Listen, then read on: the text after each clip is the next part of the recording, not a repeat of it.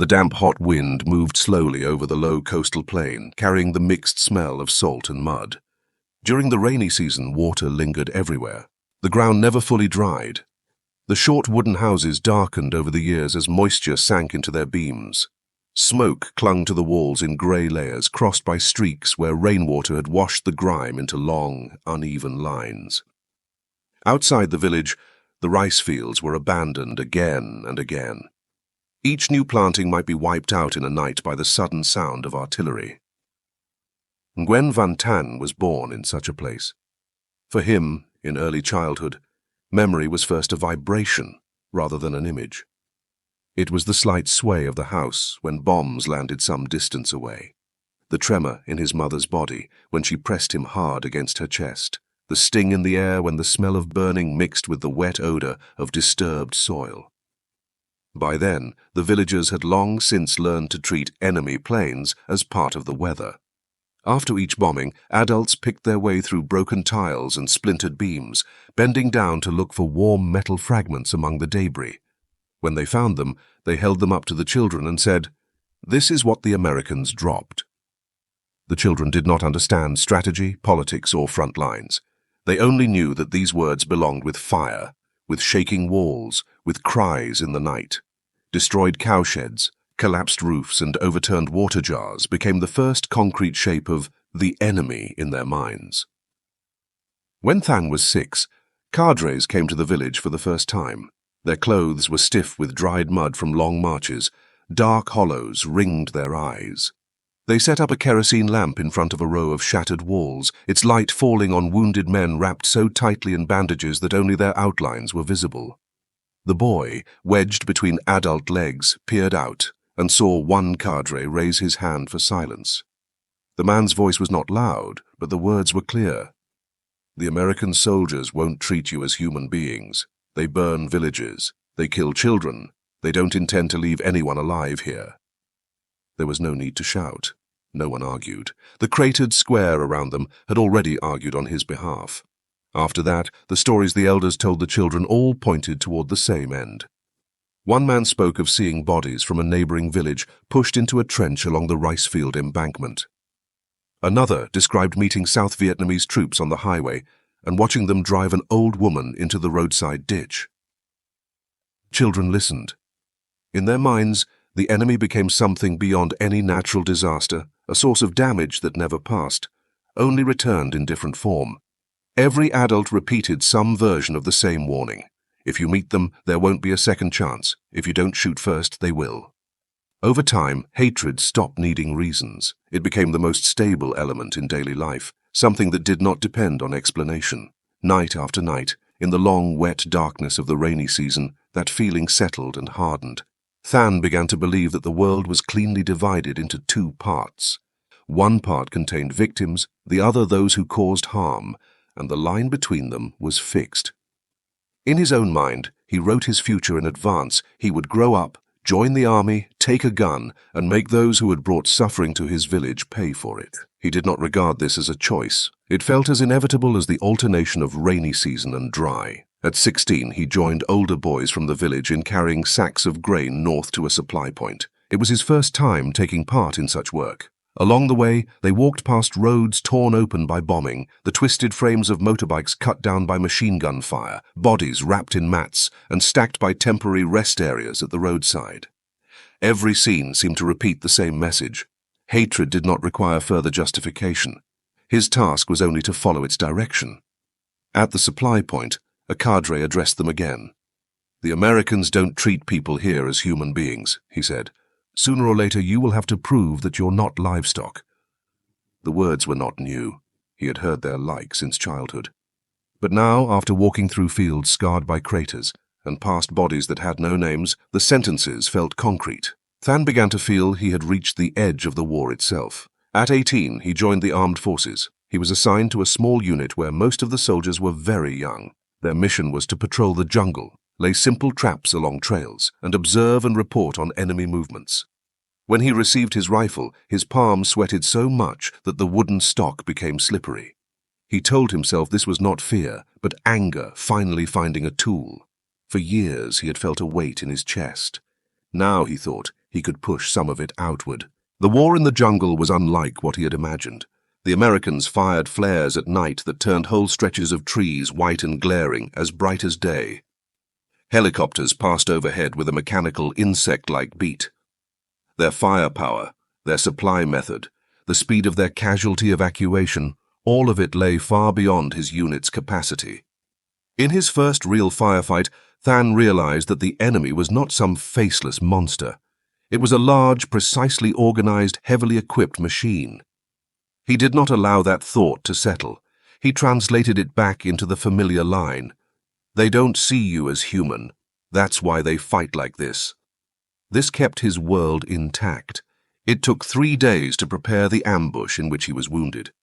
Intelligence reported that an American supply convoy would be moving in 2 days along a mountain road whose curves and clearings they knew. Vegetation along that section was thin. There was a stretch where vehicles would have to slow. Than's unit planned to dig shallow pits on both sides, cover them with branches, and lie in wait. When the vehicles entered the narrowest point, they would fire.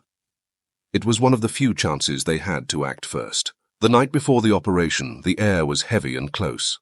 Sleep came only in short, shallow stretches. Thanh lay awake, listening to frogs, insects, the occasional creak of branches, and tried to imagine how it would feel to fire at an American soldier and see him fall. He told himself that if he could kill even one man in the enemy's uniform, the shadow in his chest would grow lighter. On the appointed day, the heat pressed down. Humidity thickened each breath. They took up their positions in the pits and behind low banks of earth.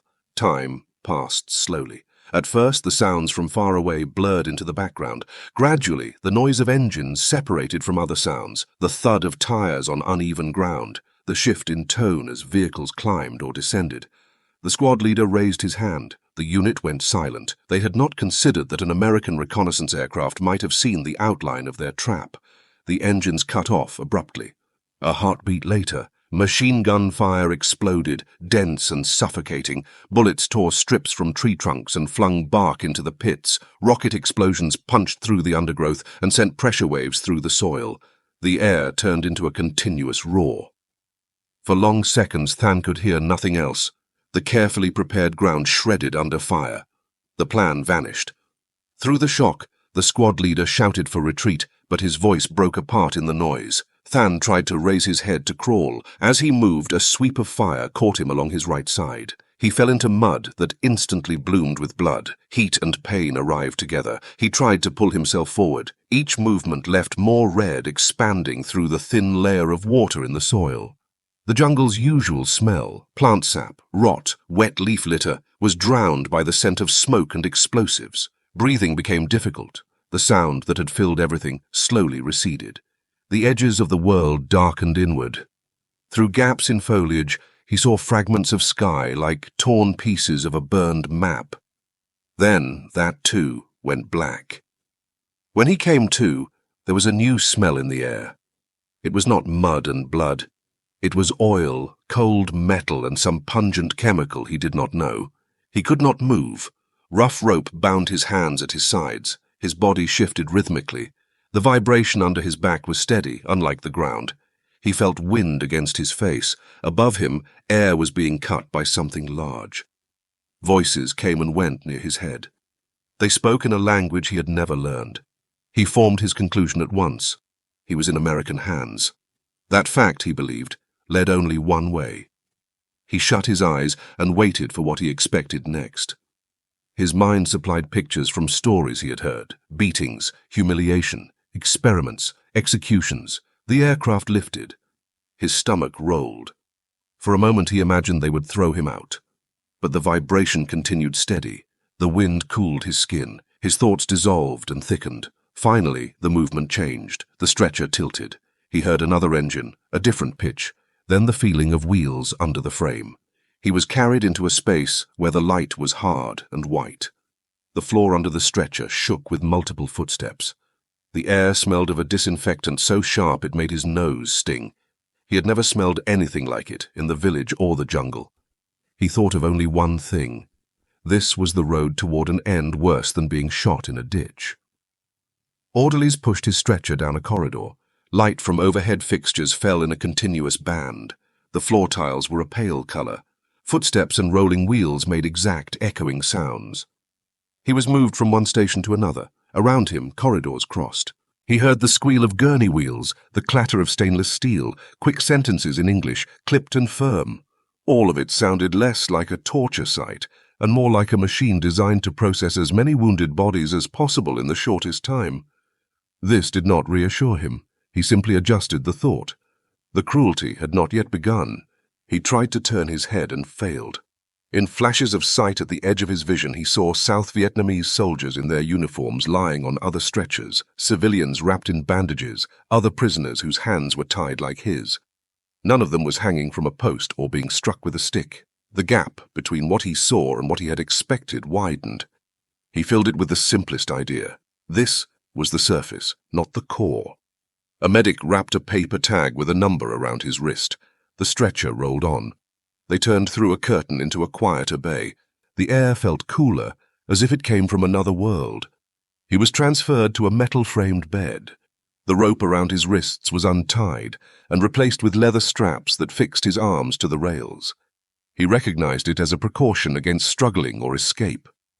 Even so, the feel of restraint carried its own sting. His shirt, soaked and stiff with blood, clung to his skin. The wound on his side gave off a smell of iron and decay. He pictured what would happen next and turned every touch into the first step toward something worse. When the curtain opened and the first nurse came in, his body went rigid. She was a form of enemy he had never imagined directly. Her uniform was clean. The cloth hung neatly from her shoulders. The light made the white stand out sharply against the grey-green of the walls. Her movements were quick and practiced. Her face did not show any particular feeling. She took a pair of scissors and cut his shirt away, blade running cold against his skin. The sound of fabric being sliced filled the small cubicle. He waited for pain that would be meant as punishment. Instead, she dropped the ruined cloth into a bin, took forceps, and began to clear dirt and dead tissue from the wound. Each step belonged to a procedure. None appeared designed to humiliate. Other nurses and medics moved in the background, the ward filled with small, regular sounds, the adjustment of an IV bottle on its stand, the flip of a chart, the click of a clamp. The cumulative effect was one of controlled activity, not of rage. For a moment he could not find a way to map these sights onto the word devil. He refused to let that difficulty change anything. He held on to his structure of belief and braced himself for what he was sure would come later. Another nurse came to his bed a few minutes later. She had a lieutenant's insignia at her sleeve. A name tape on her chest carried letters he could not fully pronounce. She checked his chart, then examined the wound. The alcohol-soaked cotton she pressed against his skin burned. He jerked reflexively, and the pain shot through his ribs. Her hands did not pause. She adjusted her grip slightly, placed clamps where they were needed, and stopped the bleeding at specific points. The smell of soap around her mixed with the harsh scent of antiseptic. Nothing in her voice or expression matched the image he had carried since childhood. She did not curse him, did not treat him roughly, did not display hatred. She behaved as if he were one case among many, to be stabilized without comment. That calmness troubled him more than open hostility would have. He could find no place for it in his understanding. He decided that this, too, must be part of a disguise. Before he was moved to a room with other Vietnamese patients, they injected him with something. The needle prick made him want to wrench his arms free, but his muscles were weak. As the drug took hold, the lights above stretched and blurred. Sound seemed to come through water. He felt control leaving his limbs. Control for him was the last defense. Losing it meant being exposed. Being exposed meant being disgraced. He clenched his jaw and sank into darkness with a single command to himself: do not let them see your fear. When he woke again, the light in the ward had changed. Sunlight pressed around the edges of the curtains. The air was cooler than the jungle, stirred by fans that pushed it in slow circuits overhead. His wrists were no longer strapped down. His hands rested on a blanket. On the bed to his left lay a South Vietnamese soldier with heavy bandages around his abdomen, breathing in short, heavy gasps. Farther away, a woman in civilian clothes touched the bandage on her forehead. Blood shadowed the fabric. A prisoner sat in a wheelchair, his face grey, his wrists still bound and resting in his lap. No one mocked him. No one struck him. Pain and weakness filled the room, but other forms of violence did not. Thang tried to rebuild his worldview again. He told himself this must be a phase, kindness to soften prisoners, a way to get them to talk, a cover for a later execution. The more days passed without anything matching that script, the more strained it became. When he woke more fully some days later, the first person he saw was the same lieutenant. The name on her tape, he now realized, read Katherine Smith. He stared at the letters, aware that he was doing something he had forbidden himself, registering the enemy as a person with a name. Her hair was tied back. A faint dusting of freckles showed under the harsh light. Her eyes had the same calm focus as before, the look of someone assessing vital signs, not allegiances. She checked his temperature, counted his pulse, and inspected the wound. She adjusted the flow on his IV. Her voice, when she spoke to the medic beside her, remained even. He felt his hostility rise in response. The steadier she acted, the more he needed to force a break. He tried again to pull the IV line free, imagining that blood on the sheets would provoke anger, that they would finally reveal what he believed lay behind the surface. The tape held. His strength failed. So he turned his head, gathered what little saliva he had, and spat at her hand. He expected, as he always had in such imagined scenes, a blow, a shouted insult, a rush of bodies pressing him down. She glanced at the spot on her skin, wiped it with a towel, checked the line to ensure the needle had not shifted, and continued her work. Her brow furrowed only when she examined the stitches. Her lack of reaction confused him. Hatred, from both sides, had always been the one fixed point in his world. Here it seemed to dissolve into routine. In the days that followed, he tried other ways to force the situation into a familiar pattern. He refused water. When his throat burned too much, he drank only enough to stay conscious. He tugged at his wound when no one was looking, imagining that making it worse would bring out brutality.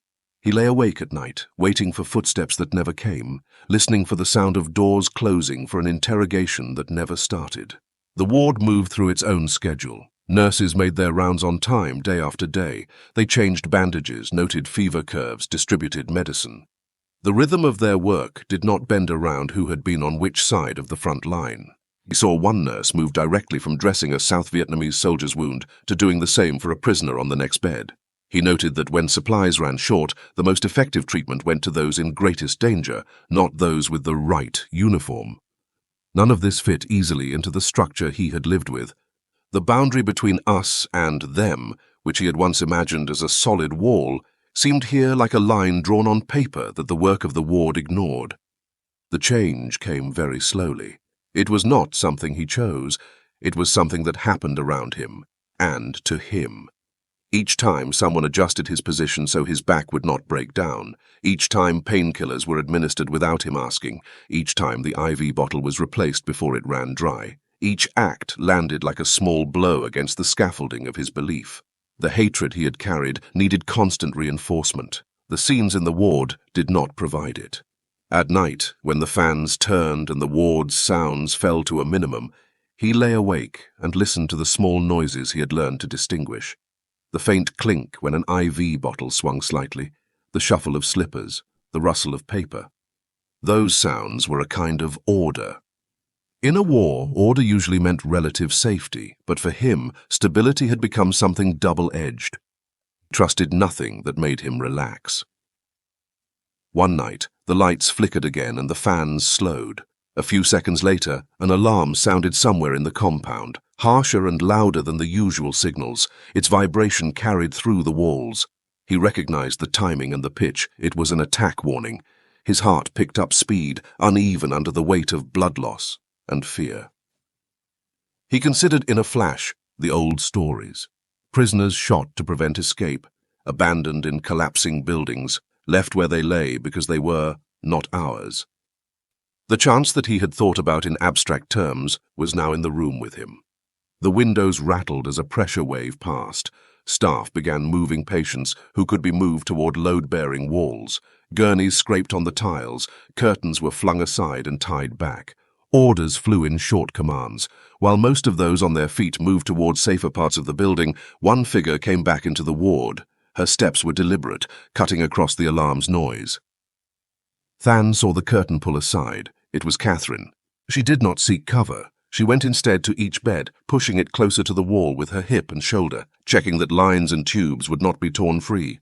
She waved a younger medic toward the hallway where walking wounded were being assembled and sent him away from the room filled with those who could not move themselves. She shoved heavy frames across the floor. The legs of the beds caught briefly on cracks and joints, then scraped free. Another explosion landed closer. The lights shook visibly. A fan blade hit its casing and made a hard metallic clank. Dust sifted down. She did not stop.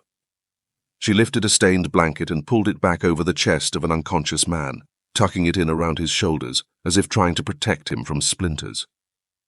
Then she reached his bed. The IV stand was swaying. The line pulled at the tape on his arm. He tensed. If the Americans were going to treat him as expendable, this would be a logical moment. The building itself might not hold. Her first act was to steady the IV. She held the stand with one hand until the motion ceased, then checked the dressing over his wound to see whether the vibrations had reopened anything. Before she could move to the next bed, a heavier blast hit nearby. The window panes shattered inward. Fragments of glass flew across the room in uneven arcs. She bent down without hesitation, putting her back between him and the broken window. He felt the slight additional weight of her leaning over him. The fourth line lay across her chest. She held it in place, making sure the needle remained seated. Glass struck her uniform, cutting cloth and skin. Thin lines of blood appeared at her shoulder and along her back. In that second, the frame he had carried in his mind for so many years finally split. He had always believed the enemy would not risk themselves for him, would never take on danger for his sake. That belief had held steady through bombardments and years of propaganda. It had never until now faced a direct contradiction. He had prepared himself for cruelty. He had not prepared himself for this. The shelling went on for a time in irregular waves. The wall clock shivered. Dust and smoke hung low across the room. A fine grit settled on metal and cloth. Katherine stayed between him and the window until the explosions grew more distant and the alarm changed tone. Only then did she push herself upright, brush glass from her shoulders, and begin to move from bed to bed again, checking tubes and dressings. At another bed, when she reached up to adjust an IV line, the motion pulled at a cut on her arm. A trickle of blood ran under her sleeve. She pressed the cloth down for a moment, then continued her work. Than watched, unable to look away. Something within him, which he could not name, loosened. It was not relief. It was not simple gratitude. It was the realization that his world could not be put back exactly as it had been. The episode ended. The ward settled again into its routines. The broken window frames were covered with boards. The floor was cleaned. The fans kept turning. But a mark remained in him. The next morning, sunlight came weakly through cracks in the makeshift coverings. Dust moved slowly in the beams of light. He woke and checked his own body first. The IV line was still in place. The dressing over the wound was fresh. The gauze lay flat and even. Someone had worked carefully while he slept. Katherine appeared as usual on her morning round. Bandages hid any sign of the cut she had taken the night before. She checked his chart, took his temperature, adjusted the drip, and moved on. She did not mention what had happened. He did not thank her. The change in him was quieter. He stopped trying to force the world to match his old beliefs as aggressively. He no longer tore at his wound. He accepted water when it was offered. He took pills without demonstration. He could explain these changes outwardly as strategies to conserve strength to avoid giving the enemy excuses. Inwardly, he knew he was adjusting to a fact that would not go away. The person he had been taught to call enemy did not always act as an enemy. He continued to watch the ward. He saw that the nurses followed a triage system that treated severity of injury as the deciding factor. He saw that a prisoner at risk of dying could receive limited medicine even if that meant holding back from a lightly wounded ally. He saw that in this place, behavior was guided by a structure different from that of war. He had once thought that the world could be defined entirely by hatred and lines drawn between sides. Now, in this one narrow space, he saw those lines being crossed daily in small, unremarked ways. When he was well enough, he was moved to another compound and then included in a prisoner exchange. He returned to the north. No one had done to him the things he had imagined in the years before his capture. No one had tried to extract confessions under torture. No one had used him for experiments. He carried scars and memories, but not the catalogue of abuses that had seemed a foregone conclusion in his youth. Back in his home region, the village was still poor and damaged. Fields were being planted again. Houses were patched with whatever wood and tin people could find. Many spoke less than before. Stories were fewer. Silences grew longer. Than worked in a factory. Later, he became a teacher at a local school. The textbooks he used spoke of American aggression, the destruction of villages, civilians killed under bombs. Many passages matched what he had seen with his own eyes. He knew cratered roads and shattered homes. He remembered bombs falling at night. He did not dispute those pages, but when he reached the sections that invited his students to think of the enemy as a single, unchanging thing, his voice sometimes hit a brief gap. The pause was short. The children did not notice it. It marked for him the space between what he taught and what he had lived. Years later, he read a newspaper article about American nurses in the war.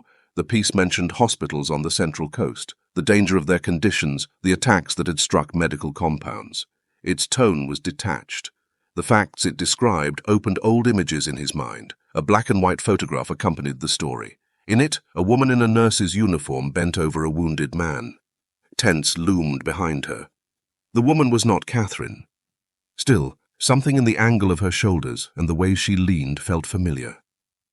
He stared at the picture for a long time. The smell of the ink mingled with the memory of disinfectant and glass. He asked a younger man who knew English to translate the article more fully.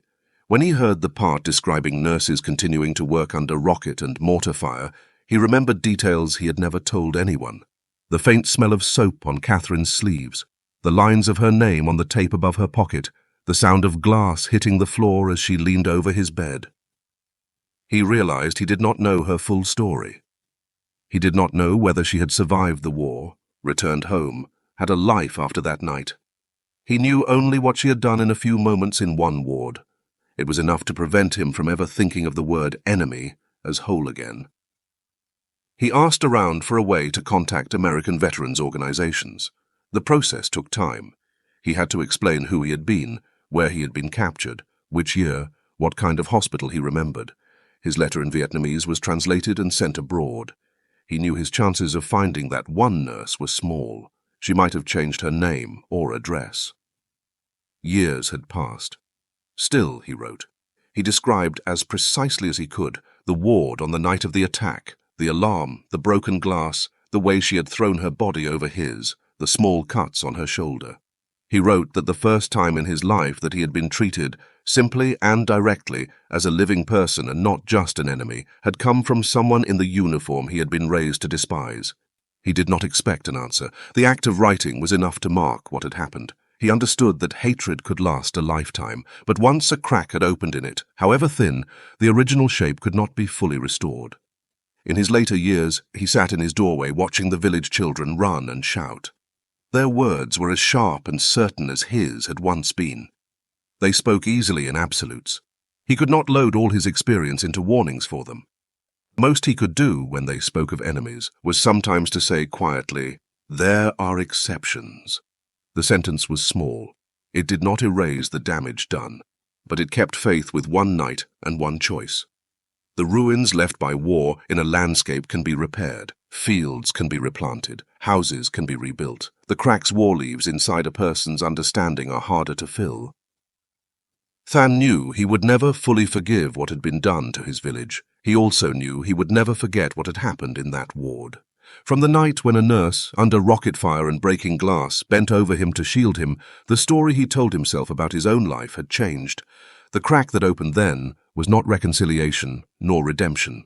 It was proof that in the darkest years, some people still chose, for a few seconds at a time, to hold on to a fragment of ordinary humanity, even for those they had been told were their enemies. That fragment stayed with him for the rest of his life.